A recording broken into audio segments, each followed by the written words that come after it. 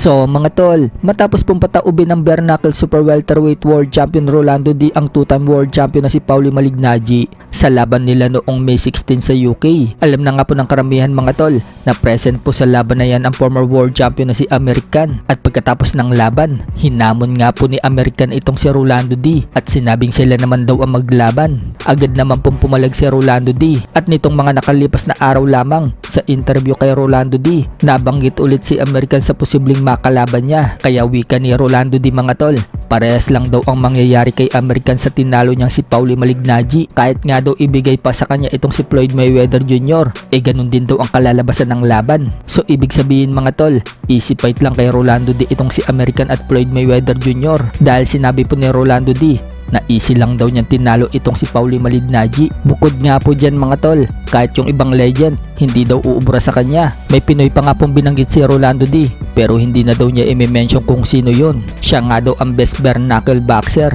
Pagmamalaki pa ni Rolando D, alam daw niya lahat kung paano ang laro sa bare knuckle, kung paano mag-clinch habang sumusuntok at kung paano iposisyon yung ulo niya. Kumbaga mga tol, complete bare knuckle boxer daw siya. Alam daw niya kung paano talunin yung boxer at MMA. So abangan na lang po natin mga tol kung sino ang sunod na makakalaban ni Rolando D. Mukhang yung mga retiradong boxer pumupunta na sa bare knuckle. Sa kabilang banda naman mga tol, matapos pong sumabog ang balita na nagdedelikado na hindi matuloy ang laban ni Casimero versus Nery sa Japan sa June 6, kabilang na din po dyan ang laban ni Kenneth Luber versus Michael Angeliti at main event sa pagitan ni Masamichi Yabuki versus Rene Calixto. Kumpiyansa pa rin po si Casimero mga tol na matutuloy pa din ang laban na yan. Sa latest post po kasi niya sa kanyang social media account, sinabi niyang ready na daw siya. At sa isang video naman mga tol, pinakita ni Casimero ang kanyang kasalukuyang timbang. Bumibigat na nga po ngayon si Casimero ng 57.9 kg or 127.6 pounds. Ibig sabihin mga tol,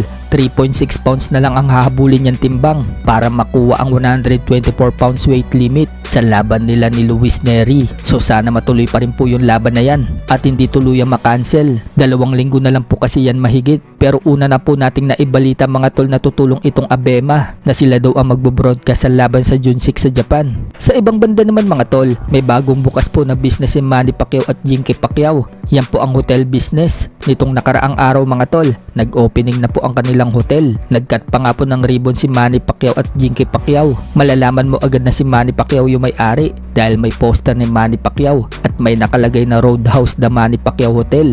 Bukod nga po sa hotel mga tol, meron din Pacman Sports House. Nag-cut nga din po sila dyan ng ribbon. So mas lalong yumayaman nga po si Manny Pacquiao mga tol at maganda ang napupuntahan sa mga kinikita niya sa boxing. Matatandaan mga tol noong mga nakalipas na buwan, siya na din ang may-ari ng dating gym ni Mayweather. Bukod nga po dyan, meron pa siyang Money Pay business at kung ano-ano pa. Sa iba pang balita mga tol, binunyag ni WBC welterweight world champion Ryan Garcia na maglalaban umano sila ni Conor Ben sa September 12 sa Las Vegas. Ito po yung pagkakasabi niya. We are fighting September 12th. It will be in Vegas. His name is Conor Ben.